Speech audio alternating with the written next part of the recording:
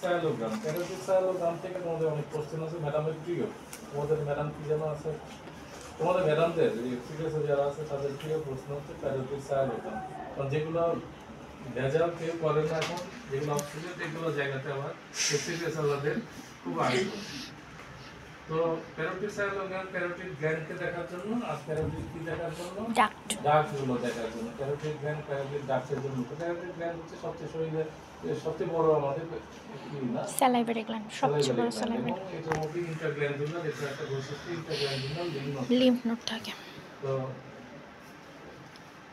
যাই হোক তাহলে এটা প্যারোটিক ডাক্টটা কোথায় ওপেন হয় আপার সেকেন্ড মোলার টুথের অপোজিটে vestibule of the mouth upper second molar টুথে তাহলে এটা আমাকে আগে চিনতে হবে কিভাবে চিনতে হয় প্রথমে কি করতে হয় বিষয়টা যে রোগী যদি তোমার কাছে আসে রোগীকে দিতে হয় সেটা কি কাজ করে গেল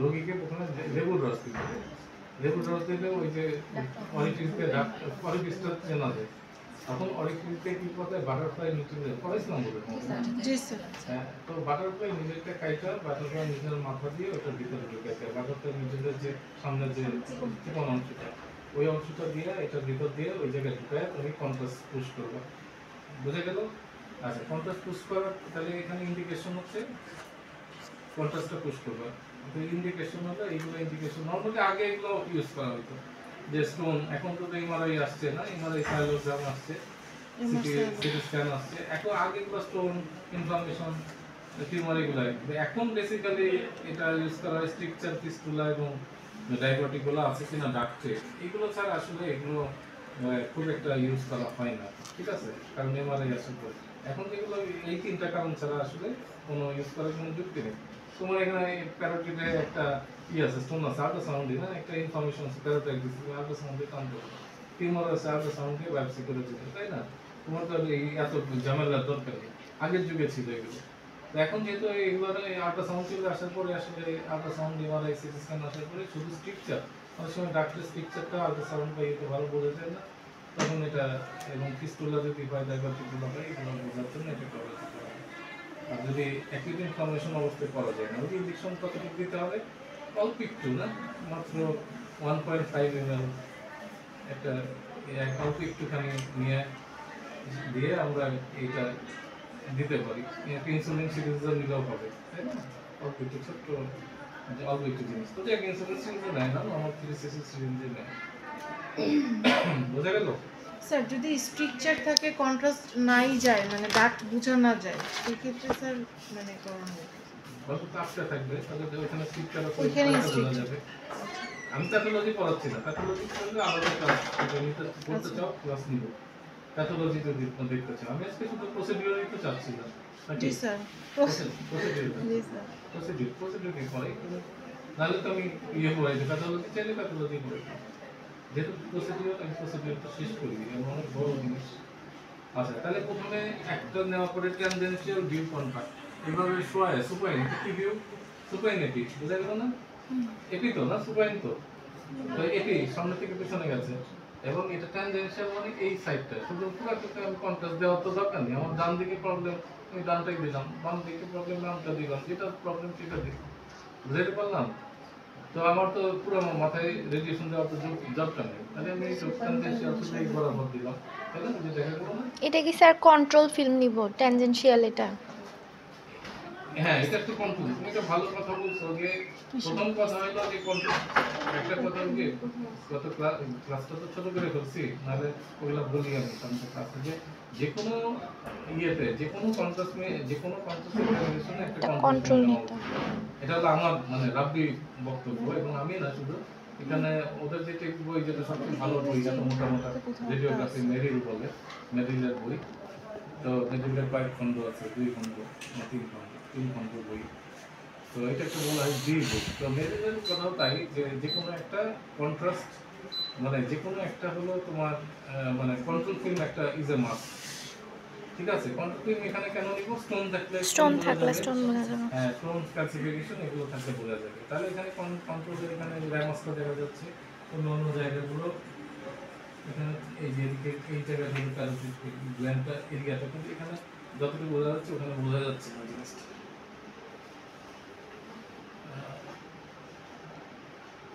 আচ্ছা, এখানে বোঝা যাচ্ছে না।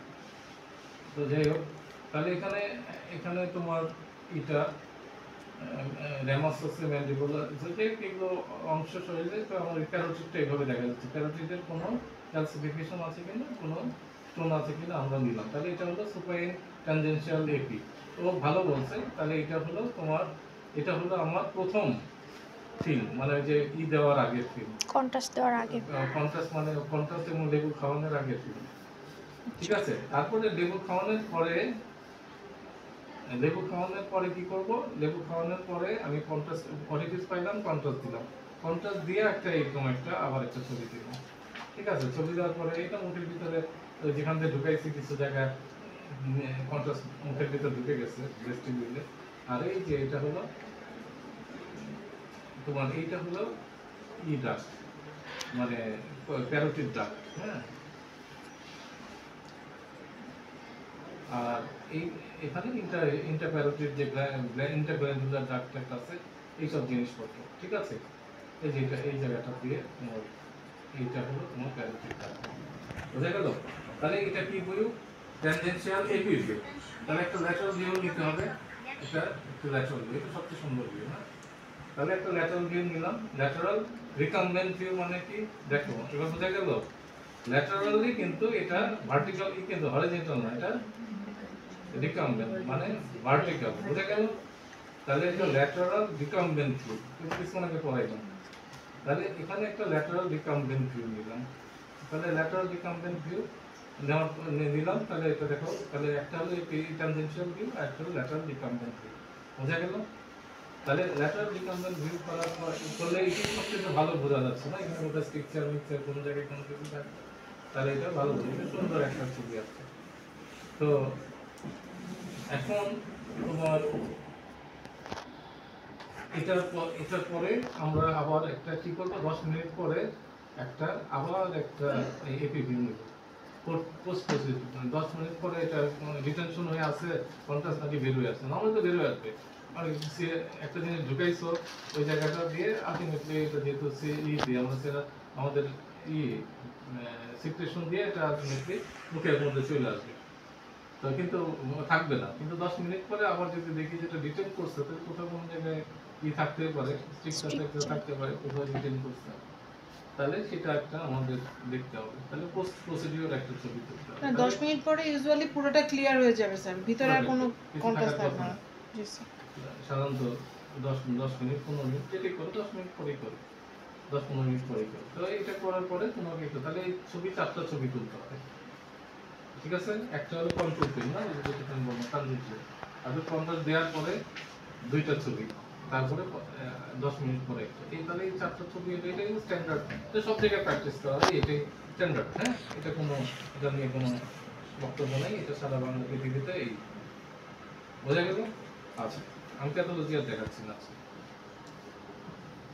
তাহলে এই সায়ালোগ্রাম নিয়ে তোমাদের এফসিপিএস আলাদা খুব কি করে, এবং এটা সিএমএস আলাদা, তো আর্মিরা তো কন্ট্রোল করে এফসিপিএসটা, তো সিএমএস আলাদা আবার খুব বেশি এই কাজটা করে, ওরা খুব এই কাজ করতে এক্সপার্ট। আর আমাদের রেডিওলজিস্টরা পারে না বলে ওরা একটু বোস্ট করে যে না আমরা পারি, তোমরা পারো না। ঠিক আছে, আর ওরা অপ্রয়োজনীয় করে, আমি দেখছি যে কোনো প্রয়োজন নেই, অনেকগুলো তোমার গিয়ে সম্ভব এগুলো। আচ্ছা, এখন ভেরিয়ান্স পলিসাইটিকাসটা, আমাদের ভেরিয়ান্স পলিসাইটিকাসটা তোমার আমরা স্টমাক রিসেপ্টাকল দেখার জন্য আমরা করি। তো এটার কিছু ইন্ডিকেশন আছে, এই যে ধরো ডিসপ্লেজিয়া, রেট্রোস্টার্নাল পেইন, ট্রাকিওএসোফেজিয়াল ফিস্টুলা, এই যে ব্যাপার। তাহলে ট্রাকিওএসোফেজিয়াল ফিস্টুলাতে আমি কি ব্যবহার করবো? আয়োডিনেটেড কন্ট্রাস্ট। আয়োডিন ব্যবহার করবো। ঠিক আছে স্যার, যদি হলো ক্রিয়েটিনিন বেশি থাকে বা কিডনির প্রবলেম থাকে, তাহলে তো কোনো মানে ওরাল ফর্মেও দেওয়া যাবে। ওরাল ফর্মে দেওয়া যাবে, কেন দেওয়া যাবে না? যাবে স্যার। হ্যাঁ, ওরাল ফর্মে কেন দেওয়া যাবে না? কি আশ্চর্য কথা। শুধু আইভিটা তখন দেওয়া যাবে। আইভি দেওয়া যাবে না। বেরিয়াম তো, বেরিয়ামের সাথে তো বেরিয়াম তো সার্কুলেশনে যাচ্ছে। জি স্যার। বেরিয়াম তো ওয়াটার সলিউবল না, যে ওয়াটার সলিউবল না হলে তো শরীরের ভিতরে ঢুকবে না। তো তাহলে আয়োপামিরোটা কি তখন দেওয়া যাবে স্যার? কোনটা মানে যদি কিডনির প্রবলেম থাকে ওরালি দেওয়া যাবে, সিকেডি থাকলেও দেওয়া যাবে স্যার? খুব বেশি অ্যাবজর্পশন হয় না, চলে আসে। আচ্ছা তো ঠিক আছে, ওরাল ফর্মে যে অ্যাবজর্পশন খুবই কম হয়, এটা নেগলিজিবল। ঠিক আছে,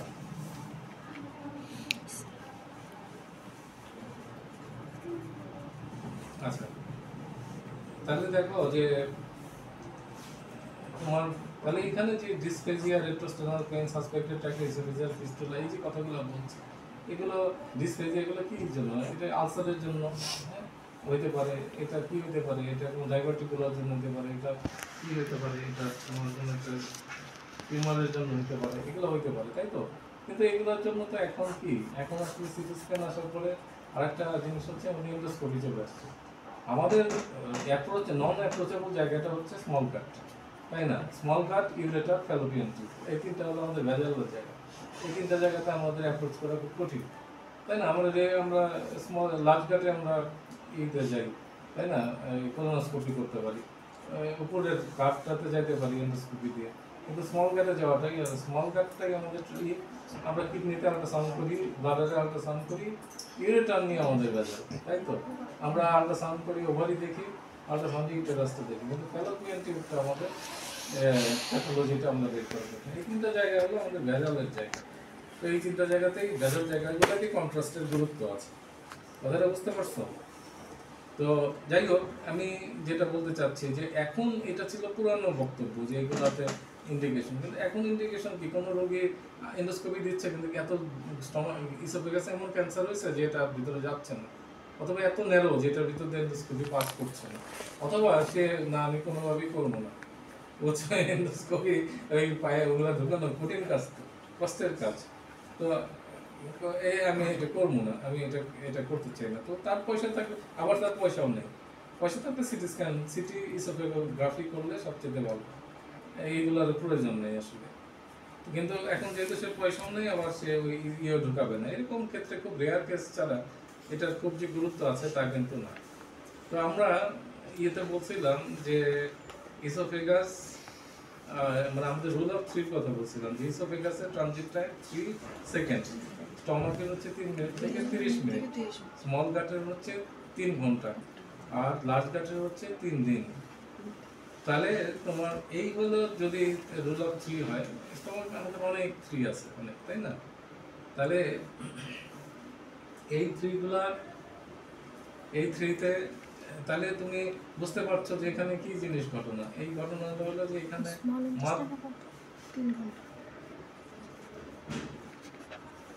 তাহলে এগুলো তোমাদের না বললে এগুলো তো মরে গেলে এগুলো চলে যাবে। এই যে শিখছে এগুলো তোমাদের এই যে দিয়া যাবে না গেলে, এই জন্য পড়াইতে চাই যে না পড়াইলে এগুলো এই যে শেখা, এই যে সহজ করে বলা, এগুলো অনেকবার পুরা শিখাচ্ছে, কিন্তু মনে হচ্ছে না যে এখানে বেশি দিন থাকতে পারবো, মনে হচ্ছে যে ধাক্কাটা খাবই এবং যেখানে চলে যাবো এখানে মনে হয় না যে কোনো টিচিং পোস্টে আমি থাকতে পারবো বেশি দিন, 2-3 মাস। আমরা শহীদরা দিয়ে মরকটা শুরু হয়েছে জুনিয়রদের দিয়া, নিচ থেকে শুরু হইলো আর কি মরকটা, ইয়ের মতো না, বার্জার ডিজিজের মতো, ফাইট থেকে হ্যাঁ একটা একটা করে। তো যাই হোক, আমরা আমার একটা প্ল্যান আছে যে আমি রবিন আর যে আমাদের জাকির স্যার মিলে একটা রেডিওলজি পাঠশালা করব। পাঠশালা নামটাও এইভাবে রেডি করছি, রেডিওলজি পাঠশালা। আমরা এটাকে যে উইকেন্ড, এটা শুধু ইয়ের জন্য, স্টুডেন্টদের কাছে পয়সা নিতে লজ্জা লাগে, এই জন্য এটা শুধু যারা প্র্যাকটিস করে তাদের জন্য কি বানাবো। এটা যারা প্র্যাকটিস করে, অনেক না রেডিওলজি ঢাকার বাইরে থেকে আছে, এই পারে না, এদের জন্য একটা পাঠশালা করবো চিন্তা করতেছি। মানে এই স্বাভাবিক পরিস্থিতিতে দেশের এবং জাতির এই স্বাভাবিক পরিস্থিতিতে, কারণ এছাড়া আর কোনো, কারণ জাকির স্যারেরও অনেক কিছু আছে এগুলো চলে যাবে আমার মৃত্যুর সাথে সাথে। আমিও চাই না আমার মেয়েকে, আমি যেহেতু অনেক ভালোবাসি, আমি তাকে ডাক্তারি পড়াবো না, কারণ এটা কঠিন কাজ, আমাকে কষ্ট দিতে চাই না। তো সেই কারণে এগুলো তো আপনি গোয়া হবে। এনিওয়ে তো যাই হোক, আমি যেটা বলতে চাচ্ছি যে ডিসপ্লেজিয়া এগুলো এইটা তো এখন কি যেন বলতেছিলাম, সরি, এটা কোনো কন্ট্রাইন্ডিকেশন তেমন একটা নাই, আর হলো কোনো প্রিপারেশন তেমন একটা প্রিপারেশন নাই। তাহলে মাত্র সমস্যা হলো মাত্র 3 সেকেন্ড। এখন 3 সেকেন্ডে কেমনে খাইবা, কেমনে ছবি তুলবা, সেই জন্য ফ্লোরোস্কোপি লাগবে। আমরা জানি যে আমি দেখাচ্ছি তোমাকে। তাহলে কন্ট্রাস্ট কি করতে হবে? কন্ট্রাস্টটা সাটনের এই শব্দটা শুনতে যেটা মানে কি আমি এখনো ক্লিয়ার কাট না। তো বইতে যে সাটন স্যার কি বুঝাইতে চাইছো ডাব্লিউবাই বলে, কিন্তু এটা সারা শুনতে চাই, সেই জন্য এটা বলতে হবে, তোমাদেরও বলতে হবে, আমরাও বইলা পাস করছি, ওয়াটার বাই ভলিউম। ঠিক আছে? W by volume. Okay, sir এটা কি স্যার ওয়েট পার ভলিউম না স্যার, মানে যতটুকু ওয়াটার ততটুকু আমার কন্ট্রাস্ট আছে। এখন আমি কি এরকম জিনিসটা যে 100 গ্রাম, মানে আমি ভেরিয়াম হচ্ছে ধরো 100 গ্রাম ভেরিয়ামের সাথে 100 গ্রাম পানি, 100 লিটার পানি, 100 ml পানি, হ্যাঁ, যদি এটা মিল করতে চাই 250 মানে এভারেজ আর কি, এরকম আমি যাই কাছাকাছি হইতে পারে, আমি জানি না এটা কি মিন করে। এটা মানে মিনটা এটাও নেই, কিন্তু আমি মিলাইতে পারি না আর কি। তো মিলাইতে পারি না, বা আমরা হয়তো ওই ফলো করি না। আমরা এখানে যেটা আমাদের টেকনোলজিটা যেভাবে ফলো করি সেটা হয়তো এটা এই হিসাবে ফলো করে না, কিন্তু এই জিনিসটা স্যাররা জানতে চায়। সুতরাং তোমার এটা বলতে হবে, এই জিনিসটা মুখস্থ রাখতে হবে যে ইয়েতে। আর ইয়ে হইলে আমাদের আহমেদ স্যার হলে যে কি হইতো, উনি জানতে চাইতো যে বেরিয়াম পেস্ট মানে যখন, তার মানে কি যে একটা প্যাকেট নিত, হ্যাঁ, বেরিয়ামের 200 ml মিলিগ্রামের গ্রামের একটা 200 গ্রামের 200 গ্রামের একটা বেরিয়াম সালফেটের একটা আছে। এইটার একটা প্যাকেটের সাথে 1 গ্লাস পানি, এটা মানে নরমাল হিসাব, টেকনোলজিটা নরমালি করে। ঢাকা মেডিকেলে এটাই ছিল। এখন জানি না এখন কি অবস্থা, জানি না ভ্যারাইটি। এখন হয়তো প্যাকেটে 100 ml দিতে পারে, বেচার কোনো সময়ের সাথে সাথে চেঞ্জ হয়, তাই না? হয়তো কেউ আমদানি করতেছে 100, কেউ 150 প্যাকেট। এখন আমাদের সময় যেটা ছিল আমি সেটাই বলতেছি। আমি মানে যখন ঢাকা মেডিকেলে 5 বছর আগের কথা বলতেছি, আমরা 5 বছর আগে যখন ঢাকা মেডিকেল থেকে এখানে আসলাম, কত 3 বছর হয়ে গেছে, 3 বছর আগে কথা বলতেছি, তখন আমরা এটাই ছিলাম যে একটা প্যাকেট ছিল, একটা প্যাকেটে থাকতো 200, সেটা সেই একটা প্যাকেটের সাথে প্যাকেট পুরোটা একটা গ্লাসের মধ্যে ঢাইলা দেওয়া হতো, ঢাইলা দিয়ে একটা জেলি বানানো হতো, ঠিক আছে? তবে এটার নাম হচ্ছে তোমার পেস্ট, বেরিয়াম পেস্ট বলতো। সেটা পেস্ট বলতো, আমাদের স্যাররা শুনতে চাইতো জেলি। হ্যাঁ, আহমেদ স্যার সেই জেলি শব্দটা বেরিয়াম জেলি। আচ্ছা, বেরিয়াম পেস্ট তোমার হোয়াটএভার একই জিনিস। ওই যে টেনিস বল সাইজ আর আপেল সাইজ, যে স্যাররা যেটা শুনতে চায়। এখন কেউ শুনতে চাইতো আপেল, দেখেন আমরা ভাইবারা কি শুনতাম না, স্যার কি শুনতে চায়, আমরা আপেল সাইজ, আর টেনিস বল সাইজ, ওকে একই জিনিস। তো এরকম কেউ শুনতে চায় জেলি, কোনটা পেস্ট। তো যাই হোক, এটা স্যাররা, আমাদের পুরনো স্যাররা এরকম জেলি পেস্ট এগুলো ব্যবহার করেন শব্দটা।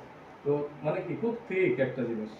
তো এইটা তো সাটনের বলে মানে 100%, 100% হচ্ছে W/V, wait per volume percentage. এটা আবার আমাদের অনেক স্যারই শুনতে চায় পরীক্ষা দেওয়া, ঠিক আছে? তাহলে এটা বলতে হবে, ঠিক আছে? এটা লিখে রাখতে হবে যে কোনটাতে কি ঘটনা। সোজা না যাবো? এখন ঘটনা হলো যে এটা ছিল আগে যে প্রসিডিওর বলিস, ইউনিভার্সাল কোনো প্রসিডিওর নেই। আমাদের স্যাররা যেভাবে শিখাইতো সেটা বলি যে সে ল্যাটারালি দাঁড়াবে, লেফট ল্যাটারালি, তার মানে তার পজিশনটা হবে লেফট ল্যাটারালি দাঁড়ায়া সে এটা খাবে, হ্যাঁ? বুঝতে পারছি? আমি তো বলছি যে ফ্লোরোস্কোপিতে 3 সেকেন্ড ছবিটা তোলার পর যে জায়গায় প্যাথোলজি আছে ওই জায়গায় কি করতে হয়, ফ্রিজ করে ওটা একটা প্রিন্ট দিতাম। বুঝাতে পারলাম? তা না হলে তো সম্ভব না। তাই 3 সেকেন্ডে যে আস্তে আস্তে তো রোগীর খায় বলাবে। সেই জন্য রোগীকে খাইতে বলে ফ্লোরোস্কোপিতে ছবি তোলে। ফ্লোরোস্কোপিতে ছবি তোলা, এটা কালো কেন দেখা যাচ্ছে? কারণ এটা ফ্লোরোস্কোপি যদি সাদা, এটা আসলে সাদা, কিন্তু এটা রিভার্ট করা যায় না, কালোকে সাদা, সাদা কি কারণ কি সাদা যদি থাকে চোখে লাগে, সারাদিন কাজ করতে গেলে ফ্লোরোস্কোপিতে চোখে ঝামেলা হয় দেখা এটা এরা রিভার্ট করে ইউজ করে। আর রিভার্ট করলে দেখতেও ইজি হয়, বোঝা যায়। তো এই রোগীটা এটা খাচ্ছে, 3 সেকেন্ডে চলে গেল। এখন এই 3 সেকেন্ডের উপরে নিচে এটা দেখে ওরা এই যে জায়গাটার প্যাথোলজি আছে ওই জায়গাটার ছবি তুলে দেয়। বুঝতে পারছো? বেরিয়াম খাচ্ছে, ঠিক আছে? এটা খাচ্ছে। আর ফ্লোরোস্কোপি তো জানো স্যার এটা কি ভিউ নিল? Lateral view. ল্যাটারাল আচ্ছা, তো এখন ল্যাটারাল ভিউতে এটা ছিল আগের যুগে স্পাইনটা ল্যাটারাল। তো এখন আগের যুগে ছিল কি যে আপার হাফে লোয়ার হাফে আর হচ্ছে দু তিনটা ছবি নিত। এটা এখনো অনেক জায়গায় আছে, অনেক জায়গায় যারা পুরানো সার্ভে করে যে এই যে খাইলো খাওয়ার পরে আপার হাফের একটা ছবি তো দিবে, নর্মাল হোক আর প্যাথোলজি হোক, আপার হাফের ওই যে কি ফ্লোরোস্কোপিতে এই আপার হাফের একটা ছবি দিবে আর লোয়ার হাফের একটা ছবি দিবে, তারপরে যখন এটা এমটি হবে তখন একটা থার্ড ফিল্ম এমটি ফেজের ছবি দিবে। বুঝাতে পারলাম? এটা ছিল আগের যুগে। এখনো দেখবো যে কোনো কোনো জায়গাতে তোমার কাছে আসবে যে অন্য জায়গায় করছে, তোমার এখানে আসে না রোগীরা মাঝে মধ্যে আমাদের এখানে সিটি স্ক্যান করতে বা সিটি এই করে এই যে কাগজপত্র নিয়ে আসে, দেখবো যে এটাও অনেক সময় এই একটা এই তিনটা এইটার মধ্যে সীমাবদ্ধ। কিন্তু এটা স্যারদের এটা কোনো রেফারেন্স নাই, কোনো পরীক্ষার হলে রেফারেন্স ছাড়া বলাটা। আর ঢাকা মেডিকেলে কি প্র্যাকটিস করা হয় সেটা আমি বলি। ঢাকা মেডিকেলের ক্ষেত্রে শুধু এই ল্যাটারালি না, এপিও নেওয়া হয়। ফলে একটা আপার হাফ আর লোয়ার হাফ, ঠিক আছে? এই আপার হাফ আর লোয়ার হাফ মানে আপার হাফ ল্যাটারালি আপার হাফে এবং লোয়ার হাফে যখন আসে এবং এপিতে আপার হাফ আর লোয়ার হাফে যখন আসে এরকম 4টা ছবি নেওয়া হয় এবং এই 4টা এটাই হলো ইন্টারন্যাশনালি রিকগনাইজড। এটা ডিএমসি তে করে এবং পরীক্ষা হলে তোমরা সেটাই করবা। কিন্তু পুরানো স্যাররা হয়তো মানতে চাইবে না, কইবে যে স্যার এটা আছে ল্যাটারালি, এটা এইভাবে দুই ভাবে করা যায়। যদি তুমি দেখো যে তোমার এক্সামিনার অত্যন্ত বুড়া, আর তুমি যদি এটা বলো বলবো যে স্যার এটা মেডিকেলের এবং ঢাকা মেডিকেলে এটা প্র্যাকটিস করা হয়, ঠিক আছে? তো আমাদের ঢাকা ছোড়ার দিতে প্র্যাকটিস হয় না, করে না, ওরা পরীক্ষা করে না, ক্লোজ মেশিন নষ্ট, সেই জন্য এটা ঢাকা মেডিকেলে কি এইভাবে করে স্যার, ঠিক আছে? তো এটা হলো যে আমরা দেখছি ডিএমসি তেও তো হয় না এখন কি বন্ধ করে দিয়েছে সব। হ্যাঁ স্যার, ওদের তো আর ওরা বলছে আইভিউ আর জিওএমসিউ এগুলো হয় সব। আর ম্যামোগ্রামটা হয়। ওই যে তোমার হয় ফ্লোরোস্কোপি মেশিন নষ্ট হয়েছে অথবা নষ্ট কইরা রাখছে কাজ আটকানোর জন্য, অথবা ইউজার ফি চালু করো দেখবা পেয়ে যাবে। ইউজার ফি বন্ধ করে দিচ্ছে তো এখন এই কাজ করতেছে, দেখো মেশিন নষ্ট করে ফেলে নাহলে দেখতে যে সবই ঠিক হয়ে গেছে। ইউজার ফি বন্ধ করাটা ঠিক করেনি সব। তুমি যদি কাজ করে বেতন পাও, না করে কাজ করবে কেন? মেশিন নষ্ট করে ফেলা রাখলে একটু সুবিধা না? গাড়ি নষ্ট করে ফেলা রাখলে ড্রাইভারদের সুবিধা না? ড্রাইভারকে ঘুমায় থাকতে পারে। তো ওইরকম মেশিন নষ্ট করে রাখলে যেহেতু তার ইউজার ফি তার কোনো কামাই নেই, সেজন্য ইউজার ফি পায় অভ্যাস হচ্ছে, পাওয়া উচিত। ইউজার ফিটা পাওয়া উচিত, কিন্তু সোসাইটি এখনো নিচ্ছে না, নেওয়া উচিত। সোসাইটিকে আমরা ধরবো যে আপনারা শুধু একজন আরেকজনের খালি ল্যাং মারা হচ্ছে, ধাক্কাধাক্কি করেন, ঠিক আছে, কিন্তু পেটে খাইলে পিঠে হয় না, পেটে আমাদের ওদের কিছু দেন। তাহলে তোমরা যারা এখানে আছো মেডিকেল অফিসার, এরা মাসে 20-30 হাজার টাকা পাইতা, তাই না? রেডিওলজিস্টরা 50,000 টাকা পাইতা। তো ডাক্তারদেরও ছিল স্যার ইউজার ফি। আছে তো, লাখ লাখ টাকা, আছে তো। এগুলা যারা এই যে এখানে যতগুলা কন্ট্রাস্ট এগুলো আপনি ঝুঁকি নিয়ে কাজ করতেছেন, এগুলো সবার আছে।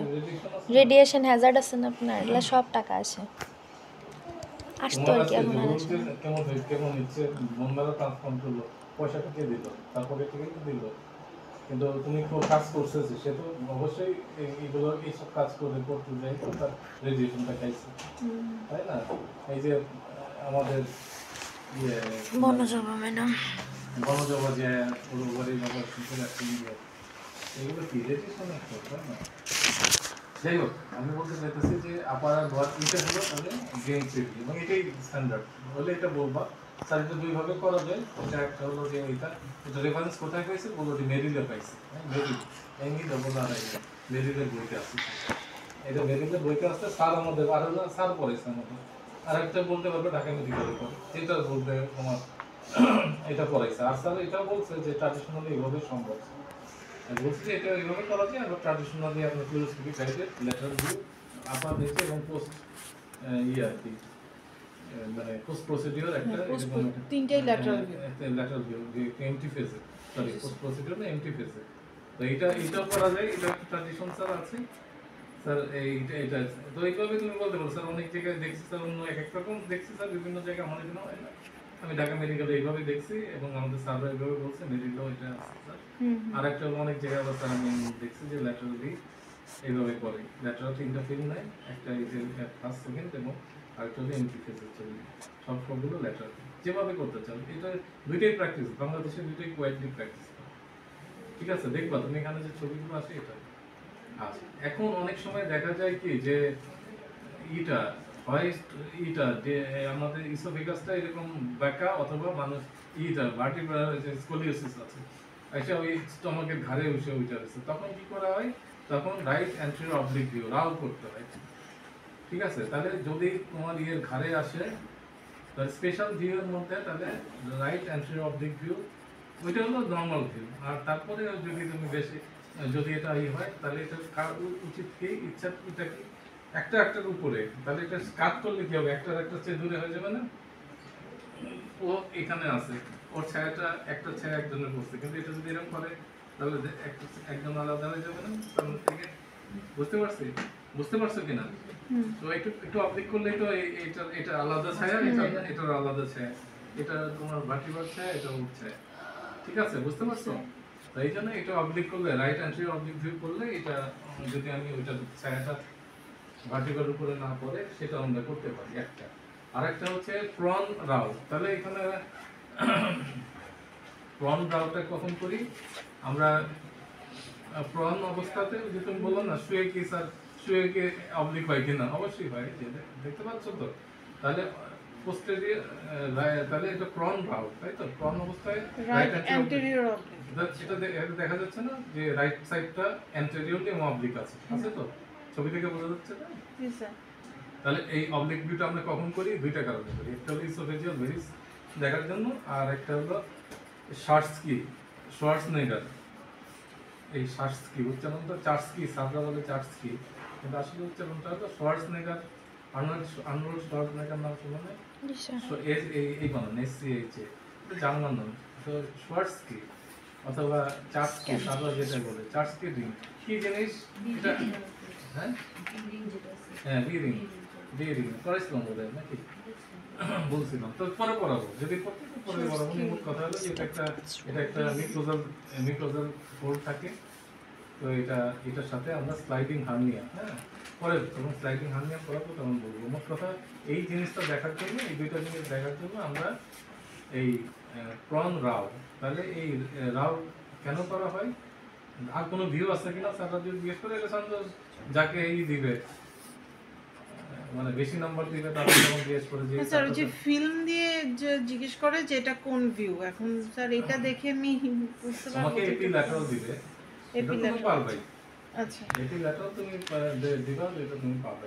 আর যদি অবলিক দেখায় তখন তো এরকম ইটি পাইলে অবলিক যদি থাকে, এটা নরমালি করে না, এটা নরমালি পাওয়া যায়। কিন্তু যদি তুমি মনে করো যে এটা আছে কিনা, এটা করার জন্য স্পেশাল কোনো ভিউ আছে কিনা, এটা যদি স্যাররা জিজ্ঞেস করতে চাই, তখন যে রাইট অ্যান্টেরিয়র অবলিক আর prone anterior oblique, right anterior oblique. তাহলে এই দুইটা মনে রাখলে একটা জিনিস যে মানে মুখে রাও করে না, বলে না রাও, মুখে রাও করতে নাই, তো মনে হচ্ছে ইসোফেগাসে রাও করে, এইটুকু মনে রাখবে। ঠিক আছে, আমি এইভাবে মনে রাখতাম। ঠিক আছে, যে এরকম একটা right anterior oblique view oesophagus থেকে মুখে রাও কোটে নেই, বলে না এরকম নাকি? আমাদের এলাকার আঞ্চলিক ভাষা কথা কোটে নেই। সিরাজগঞ্জ, তোমার বাড়ি সিরাজগঞ্জ? ও তাহলে তো সাজাদপুর, ওই তো দেখি মনে হচ্ছে যে কথা শুনে আমার ফোনেই বোঝা যাচ্ছে। তো ঠিক আছে, আমার শ্বশুর বাড়ি সাজাদপুর। স্যার আমার শ্বশুর বাড়ি সাজাদপুর। রবীন্দ্রনাথ আমার শ্বশুর, কারণ রবীন্দ্রনাথ আমার শ্বশুর না, আমার বউ সারা জীবন আমার সাথে সংসার করবো আর পরকীয়া করবো রবীন্দ্রনাথের সাথে। সারাদিন রবীন্দ্রসঙ্গীত নিয়ে সে আছে, এখনো সে এই রয়ে, তার গাড়ি নিয়ে আমার কিছু নাই, সে এই কষ্ট করে করে করে করে এই ইয়েতে আসে, ছায়ানতে আসে। সে বলে যে বাংলাদেশে নাকি একটাই স্মার্ট বাঙালি, নাকি একজনই স্মার্ট রবীন্দ্রনাথ। আর সে তার পকেটে যেমন মানুষের কোরআন শরীফ থাকে, তার সবসময় যে কি গীতবিতান, সে সবসময় তো যেখানে যায় গীতবিতান রবীন্দ্রনাথ তাদের কাছে, তারা রবীন্দ্রনাথের পরে কি আর তার যায় না। তো আমাদের সে রবীন্দ্রনাথের সাথে জীবন কাটাই। সে এক বলে যে এটা নাকি একটা অপার্থিব